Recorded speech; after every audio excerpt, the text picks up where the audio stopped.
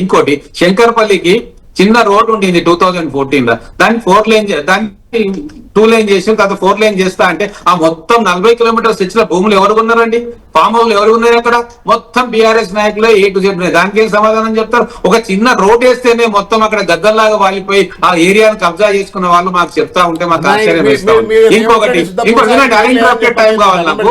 ఇంకొకటి తర్వాత ఫండ్స్ గురించి మాట్లాడుతా ఉన్నారు.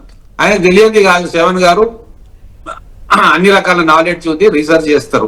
ఏ బడ్జెట్ అయినా సరే ఎక్కడైనా సరే బారోయింగ్స్ ఉంటాయి, out side the budget borrowings ఉంటాయి. ఏ బడ్జెట్ లో పెట్టి కాళేశ్వరం 1,00,000 కోట్ల రూపాయలు కాళేశ్వరం ప్రాజెక్ట్ ఖర్చు పెట్టిందంటే నాకు చెప్పండి.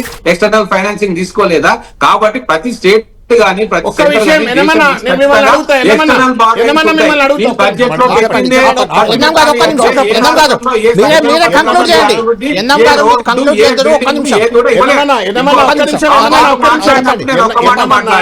ఈ రోజు ఒక నిజమైన తెలంగాణ ఉద్యమకాడిగా నేను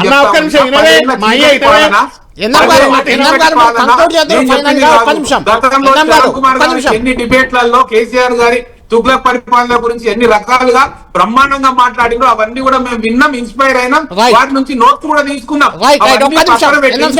2 సంవత్సరాలు కూడా కాలేదు, మంచి చేద్దామని చెప్పి జాగ్రత్తగా ముందుకు పోతుంటే వాళ్ళు గతంలో వీరు లేనప్పుడు ఆ దోపిడీలో పాలు పంచుకున్న వాళ్ళు ఏది ఆ దోపిడీ కనబడకుండా ఇప్పుడేదో కొత్తగా ఏమో జరిగిపోతుందని చెప్పి ఆ పాత తప్పులను ఘోరాలను కప్పిపుచ్చుకునే ప్రయత్నం చేసి ఇక్కడ కూడా బురద జల్లే కార్యక్రమం చేస్తా ఉంటే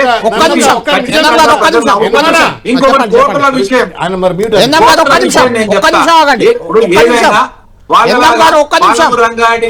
నుంచి తీసుకొచ్చి శ్రీశైలం బ్యాక్ వాటర్లలో పెట్టి ఇదే శ్రవణ్ గారు కోర్టుల్లో కేసులు వేసిర్రు. ఈ సాగునీరు ప్రాజెక్టు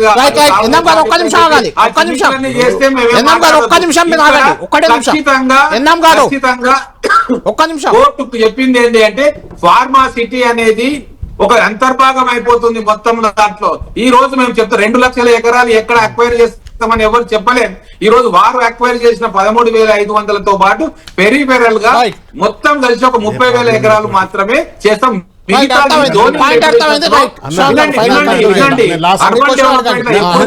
ఒక ప్రాజెక్ట్ కే ఉండాలి, ఎక్కడ